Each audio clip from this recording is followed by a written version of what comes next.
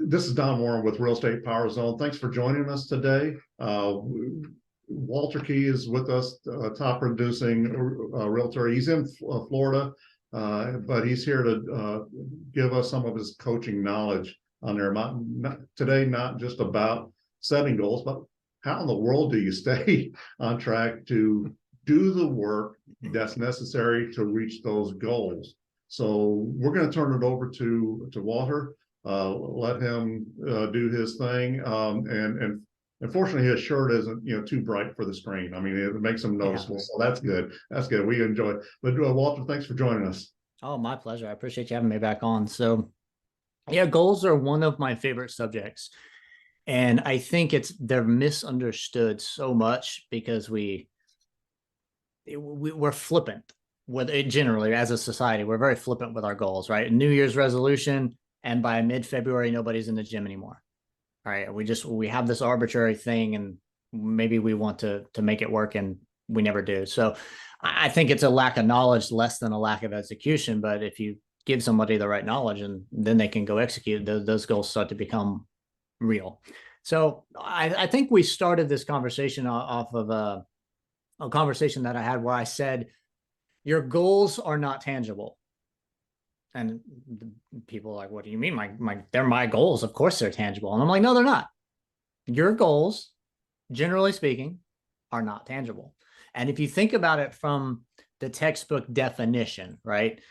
The Cambridge Dictionary defines intangible as something that is impossible to touch, to describe exactly, or to give an exact value of, right? So that's intangible. And if you flip that on its head, tangible is defined as real and not imaginary, able to be shown, touched, or experienced.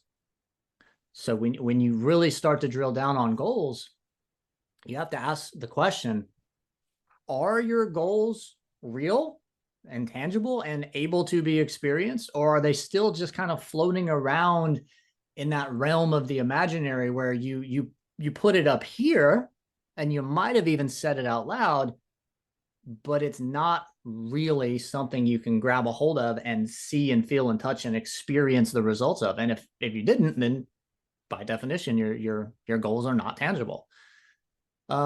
If you can't experience them, if they're just an abstract concept in your head, then they're just kind of floating around as this thing that you would like to achieve someday, this person you would like to be, this thing that you would like to have. And the would you like to have of your goal never actually comes to fruition unless we start to make them tangible. So that becomes the fun question as well. If I have a goal and it's not tangible because it's still in my head, how do I get to a point where this thing is tangible? And then I've got just a couple points I'll talk about, and then we'll just kind of open it up for a conversation back and forth. So I do a lot of one-on-one coaching calls with agents. I have over 110 agents now in my organization, and I onboard every one of them with a structure that allows them to have very clear, achievable, executable goals that become tangible success for them. So this is just something that I do all the time. I'm always thinking about it.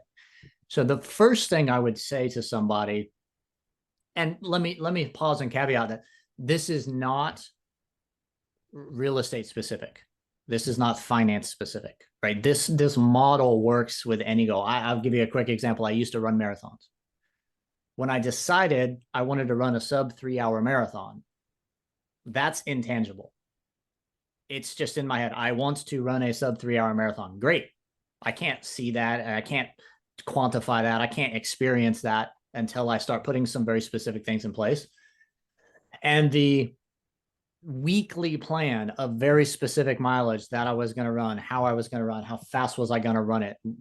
All of those things started to make it tangible. And now I have a trophy sitting on my desk, 2 hour, 46 minutes, first in my age group. So this exceeds just a business thought or a real estate thought. This can work for anybody in their personal or professional life if they really want to achieve their goals and make them tangible. So the first thing I tell people to do is think about the goal, think about what you want to accomplish, and assign some very clear, distinct value to the accomplishment of that goal, right? Again, we go back to Cambridge Dictionary, impossible to touch or to describe exactly or to give an exact value to. So the very nature of assigning a specific value to the accomplishment of our goal starts to move it from the intangible to the tangible. Now, what does it mean for you to accomplish that thing? What does it do for you financially? What does it do for you physically?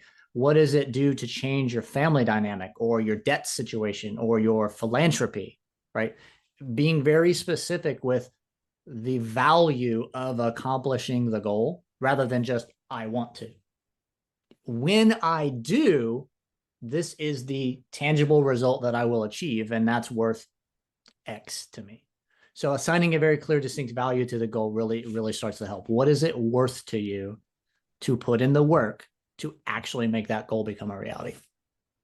Weird things start happening in our psyche when we start taking those abstract things and we start assigning them a very specific value. Now, it doesn't have to be monetary. It can be monetary, especially in the business world. But it could just as easily be emotional, spiritual, psychological. When I run a sub 3-hour marathon, I will be in the top 1% of the top 1% of anyone who's ever ran. That's very, very tangible value, right? That's a very specific metric I was trying to hit. And so as a short example. So assigning a very clear and distinct value is one. The next one, after we've assigned a very clear value, is assigning a very specific executable task to each goal so that you can feel and experience that steady realization of success, right? To put it in layman's term, we're going to assign the specific work that we know we have to do, that we have to execute consistently in order to make the goal become a reality, right? So in our business, that tends to be more abstract. The marathon analogy is easy. If I want to run faster and longer, I got to go train and run, and I have to be very specific with the type of run, the mileage, the speed of the run. Is it hill work, or is it intervals? Is it marathon pace? But it has to have a very specific executable task assigned to it so that we can start making that happen. So for business, for example, I always tell people in the business world, there are 4 things that every successful business needs. One of the number one things that every single successful business needs is some kind of active prospecting. We can't serve clients if we don't have clients, right?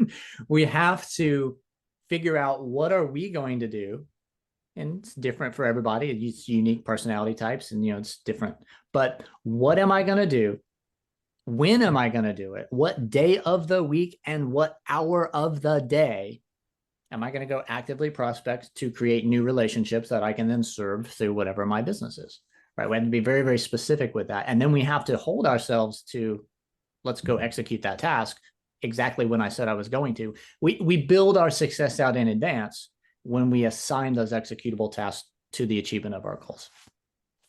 And then the third thing is creating a milestone of success, or maybe multiple milestones of success, depending on the size and the scope of the goal, so that we can track those milestones regularly and we can begin to see and feel the progress of the goal. We can see the goal coming closer to fruition as we put in the disciplined, consistent work to achieve them.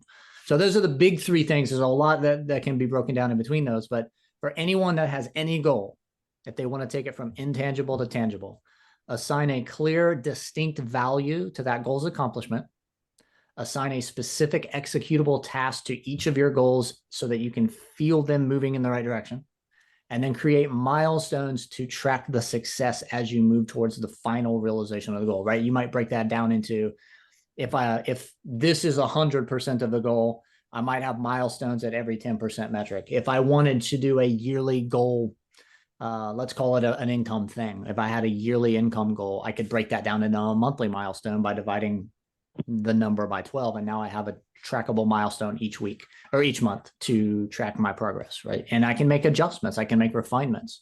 That's the nice thing about the milestone is, while it's great to see your success happening, sometimes the milestone lets you see the success not happening, or not happening as fast as you want, or on the same track as you want.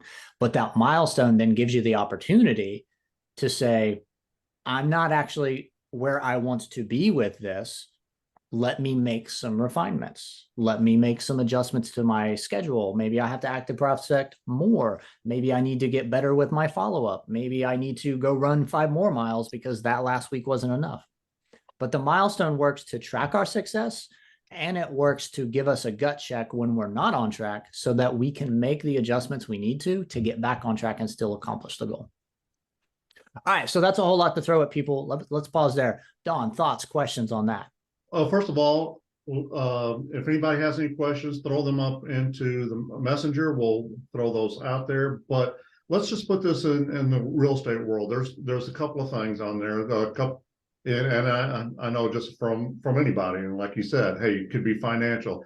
Everybody wants to have a financial goal on there. So as far as the real estate world, say that the goal is I want to break the barrier and hit 6 figures on there. Also, Easy. another key thing, another key aspect of goal is just kind of the work-life balance, because everybody needs time away from their job and what they do to make money. So just kind of do you have maybe a couple examples? Or so I hit on both of those when I walk through this process. So the first one, I love that you said work-life balance. I actually say in every single coaching call that I walk someone through what I call my prospecting for your personality type construct, when we set up their goals and we break it all down and budget out their calendar.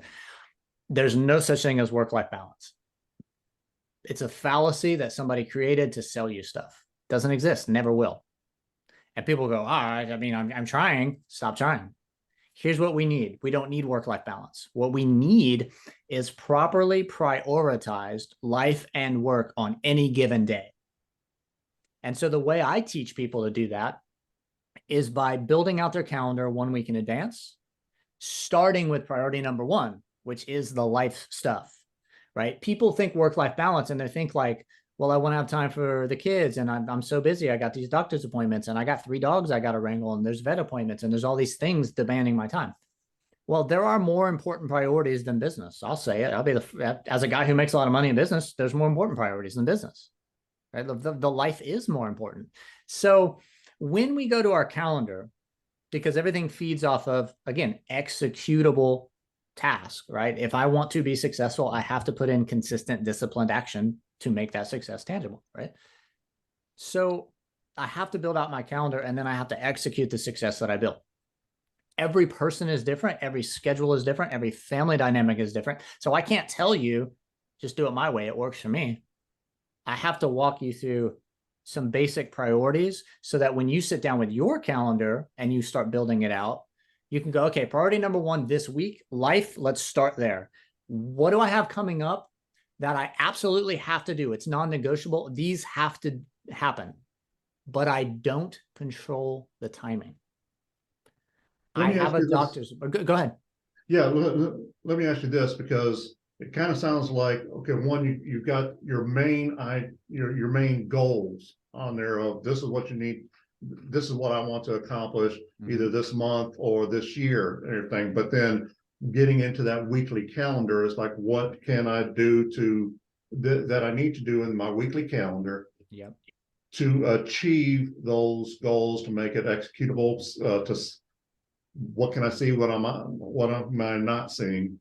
Versus that. So because I know what I always start with in business and in real estate, I always start with, let's talk about money, because even though we're not necessarily driven by it, we all need some of it. So let's start big picture. And I tell the agents, what's the number that if you were to make that much money in your real estate business over the next 12 months, you could take a breath, realize that things are going your way, and you know you're moving in the direction that you want to go. What's that number look like for you? And they'll say, $240,000 a year.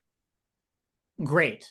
Now we have something we can deconstruct. We can reverse engineer that big annual goal all the way down to budgeting items on the calendar and very clear priority order. So we start with the number, and then we run some basic market metrics, right? Okay, if you're trying to do 240 and your average commission is 3% and your average home in your market is $350,000 sales price, we can deconstruct that and say, you need to close X amount of volume at this percentage in this sales price. In order to close that much volume at this median sales price, you need to close this many deals. Now, let's make a trackable milestone, because a yearly, I need to close 27 deals a year. It's January, it's February.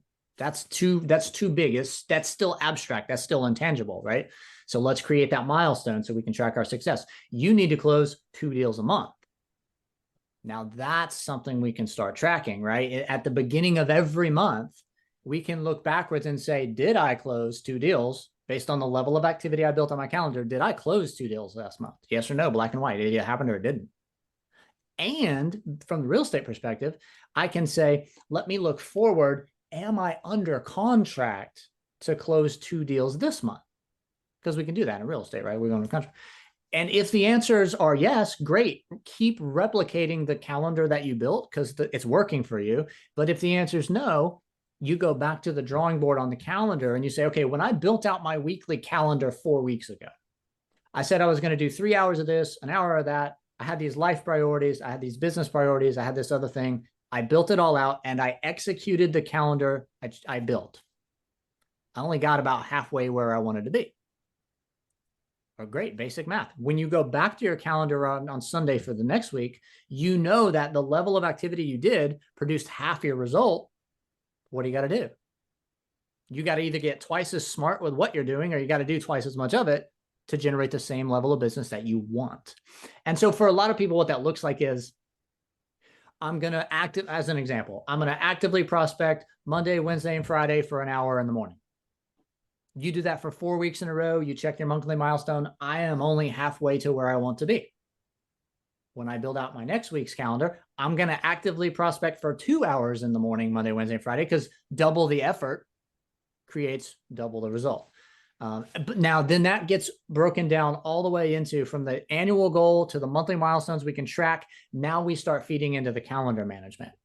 What specific business building activity do you want to do to grow your business your way? Let's plug this onto the calendar. What life priorities do we have to take into account first? Because I've got a wife, I've got 3 kids. One of those kids has got medical issues. I've got 4 dogs. Dogs need vet appointments. Things in life have to happen. Then we say priority number 1 is life. If I have to do it and I don't control it, priority number 1. If I don't get to choose the timing, but it has to happen, I got to get that on the calendar first, right? I have to. But what usually happens is, if I build out my entire week in advance, at best, there might be 3 or 4 things that are life priorities that week. Great, they're properly prioritized. They are the number 1 priority. Now I can move into priority number 2, which is my business. And I can look at my calendar after already putting priority 1 on it. And I can go, oh yeah, I got white space. I have no excuse. I see the time that I could grow my business in. Now let me take the active prospecting, fold it into my calendar, take the follow-up, put it into my calendar, book the time for appointments, make sure I have that available on my calendar. I have immediate contract needs. There's a home inspection I have to go to. There's a closing I have to be at. Those get on the calendar. And then the third priority is the fun priority, right? Once you've built out your life and your business in that priority order, you will be productive. If you execute your calendar, you will be productive. So if I know on Sunday, when I build out my week in advance, I'm going to be productive this week, I might choose to say, you know what? I'm going to take the family out on the boat on Saturday. I'm going to take my wife to dinner on Friday. I'm going to take the dogs for a walk on Sunday afternoon, right? Whatever thing I might want to do for me, right? Work-life balance. All we can do is prioritize. Then I put that on my calendar in advance. Dinner with the wife, Friday night, on the calendar in advance. Now, why do I do that? Well, it actually makes a lot of agents far more productive, because when it's Tuesday and you're thinking about business and you're actively prospecting, or heaven forbid, like I've got 4 listings on my whiteboard from Google. They just called me, right? As you build your business and you get good reviews, it'll happen. I'm on the phone with a brand new client. I've never met them. And they're like, hey, we're from Jersey. We're coming to Florida. Can we see houses this weekend? We'd love to start on Friday night. Because of the way I structure my calendar, I just say, you know what? Let me check my calendar for you right now. That's great service. And I look on my calendar and I thumb to Friday and it says dinner with the wife Friday night. Now, as the owner of my company, it's my business to run, I have a choice. is dinner with my wife still the number one priority for my week on Friday? Or do I put business in front of that and I reschedule dinner? Now, for me, the wife is going, we're going to dinner, and I'm just going to tell the client, hey, you know what? I'm already booked on Friday night. Could we start Saturday morning? Beautiful. Let's do that. 9 a.m. is great. I'll set it all up. The little, I call it the everything else category. When we budget those everything else categories onto our calendar in advance, it gives us the option to move a higher priority thing on it if we want to, or to simply not waste time and energy overbooking ourselves because it's Tuesday and I'm not thinking about Friday. And I said, yeah, Friday sounds great. And then on Wednesday, I'm like, crap. Now I've got to stress over this. I've got to go waste time rescheduling stuff. I got to ruin a first impression with a brand new client that I've never met by calling them back and saying, hey, remember we booked Friday? Yeah, I'm actually not available. Could we do Saturday instead? Wah, wah, wah. So it just makes your day more productive when you think about those things in advance. So that's my 3 priorities for every calendar I teach an agent to build: life, business, everything else, budgeted on the calendar in advance in that order, with the business activity commensurate with the level of monthly milestone you're trying to achieve. And I think one thing on that as well is, one thing that needs to go on the calendar is a chance to review your calendar, review your goals on there, where you have to pay attention to that from what you're saying, because yes, we can set goals, we can do certain things, but if we're not actively reviewing those and actively doing, because, and also just that kind of that work life. And I'm glad that you mentioned that, because this is not a 9 to 5 industry. It's just not. But it also, if we structure things right, then we have that balance, because we're taking care of our family, of the things that we have to do with everything that goes along with that. And that makes things a lot easier. And I think it ends up, just being, people end up being more productive by paying attention to that. The goal is always to be more productive, but less busy. I don't know how many times I've bumped in agents. They're like, I'm just so busy. What are you doing? When's your last closing? How much money are you making? Well, I mean, I don't even know. So you're busy, but you're not productive. When you budget out your calendar, when you take those goals, you break them down to milestones you can track, you sign executable action to achieve those milestones. And then you just wake up on Monday morning and you run your business your way and you execute the success that you choose to build. You are far more productive while feeling far less busy. It's a fantastic thing. It takes work on that, and you've brought us some great information today. I think it's a good time to go ahead and get things wrapped up here. Does anybody have any questions? Feel free to always reach out. Hey, Walter's information is going to be in the description. Wherever we post this at, there's going to be information. So feel free to reach out to Walter. Hey, definitely reach out to me for anything. We love doing these and being able to help not just realtors, but everybody that watches these get some value out of this, because it doesn't apply just to realtors. A lot of what we talk about, even though it's directed towards that. So Walter, thanks again today. My pleasure. And we'll definitely have you more on. It seems like you never run out of things that you can talk about on there, which is I great. tend to be able to talk about quite a few things. Yeah. Yeah, but that's great on there, because one topic can lead to another very easily on there. And we appreciate your time and your willingness to give. Oh, my pleasure. I appreciate it.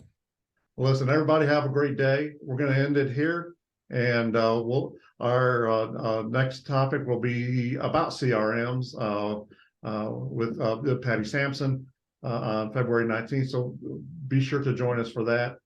But again, reach out, let others know about us here, and let's grow this.